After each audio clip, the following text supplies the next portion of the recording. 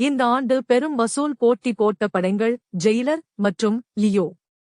இதன் விழா மேடையில் அடுத்த சூப்பர் ஸ்டார் யார் என்ற கேள்விகளுக்கு ரஜினியும் விஜயும் மாறி மாறி காக்காகளுக்கு கதைகள் சொன்னது கோலிவுட்டில் சலசலப்பை ஏற்படுத்தியிருந்தது. இது ரசிகர்களை உசுப்பேற்ற 2 நட்சத்திரங்களின் ரசிகர்களும் மாறி மாறி சமூக வலைதளங்களில் சண்டை போட்டுக்கொள்ள ஒரே கலேபரமானது. அதுவும் நம்பருக்கு நம்பர் 2 படங்களும் போட்டி போட்டு வசூல் கணக்கு காட்ட சமூக வலைதளமே கலேபரமானது. இந்த ஆண்டிற்கான 69வது தேசிய திரைப்பட விருதுகளின் போட்டியில் சிறந்த திரைப்படத்திற்கான விருது மாதவன் இயக்கி நடித்திருந்த ராக்கெட்ரி தி நம்பி எபிக் திரைப்படத்திற்கும், சிறந்த நடிகர் நடிகைக்கான விருது அல்லு அர்ஜுன் மற்றும் ஆலியா பட்டிற்கும் வழங்கப்பட்டது. R.R.R 6 விருதுகளையும், கங்குபாய் கத்யாவாடி மற்றும் சர்தார் உதம் 4 விருதுகளையும் வென்றது.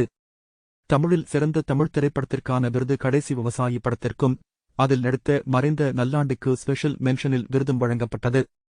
இரவின் நிழல் படத்தின் மாயவா சாயவா பாடலுக்காக சிறந்த பின்னணிப் பாடகி விருது ஸ்ரேயா கோஷலுக்கு வழங்கப்பட்டது. இதுதவிர சிறந்த கல்வித் திரைப்படத்திற்கான விருது எனின் இயக்கிய சிற்பங்களின் சிற்பங்கள் படத்திற்கும், கருவறை குறும்படத்திற்காக ஸ்ரீகாந்த் தேவாவிற்கு சிறந்த இசையமைப்பாளருக்கான விருது வழங்கப்பட்டது. போட்டியில் இருந்த ஜெய்பீம், சர்பட்டா பரம்பரை படங்களுக்கு விருது கிடைக்காமல் போனது தமிழ் சினிமா ரசிகர்களுக்கு வருத்தத்தையே அளித்திருந்தது.